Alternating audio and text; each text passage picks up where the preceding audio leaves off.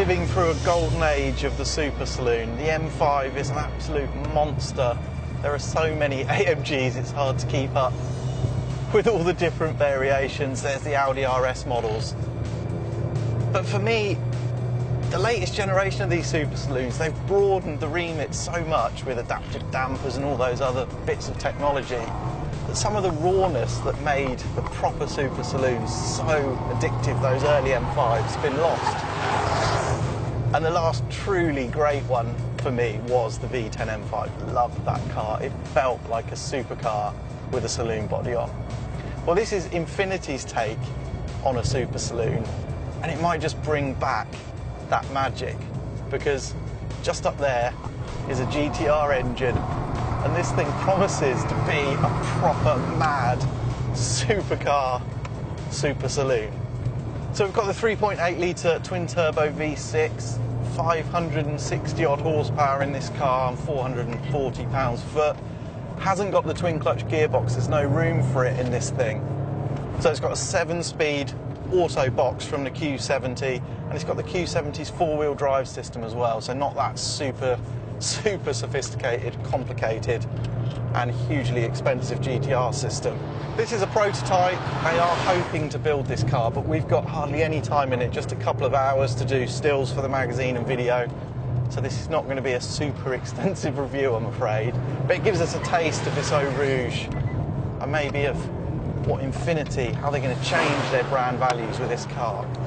So I guess I was hoping that this thing would bring back that attitude and that precision of the V10 M5, obviously reinvented for a different package, a different time.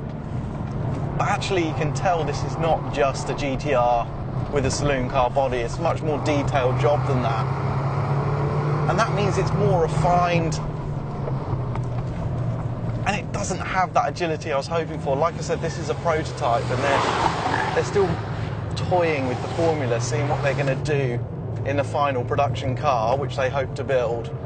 For me, to get people out of M5s and M3s and E63s and all those cars and into an Infiniti, it needs to be mad, it needs to be bonkers, it needs to have some of that GTR craziness about it. And although the performance is there from the engine, it just feels a little strangled in the mid-range compared to a GTR. The handling balance is almost too safe. There's a bit of understeer. You can make it oversteer if you get on the power early enough, but this 4-wheel drive system lifted from the Q70 needs some work before it feels as exciting as the best of these super saloons is.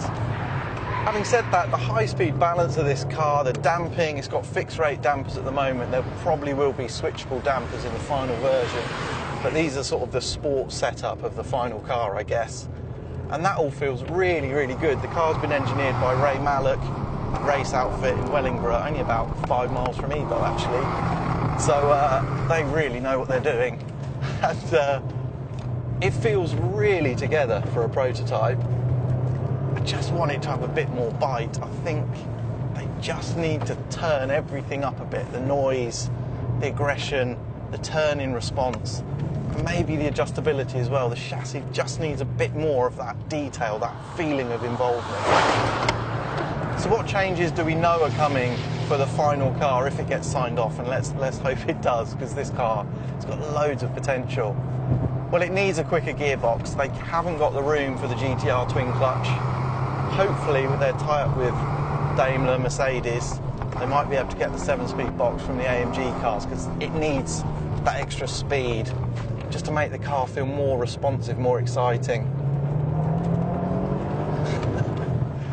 Like I said, the actual way it covers ground is really impressive. The high-speed stuff, the front end's superb. There's a degree of adjustability into the corner. You feel the tail go loose, but then you get back on the power, and too much power's been shifted to the front, so the balance ends up with a bit too much understeer in slow and medium speed. Other good stuff on this car, well, the brakes are superb. They really wanted to work on that and get proper GTR spec performance, and I think they've got that, and you can tell there's a sort of race team behind it in the way the brakes perform. Stability, fantastic. It just feels like this car is being held back somehow. I think Infiniti need to find the bravery to just go for it with this car. This could be absolutely mega, and they need to set it free, let it do what it really has the potential to do.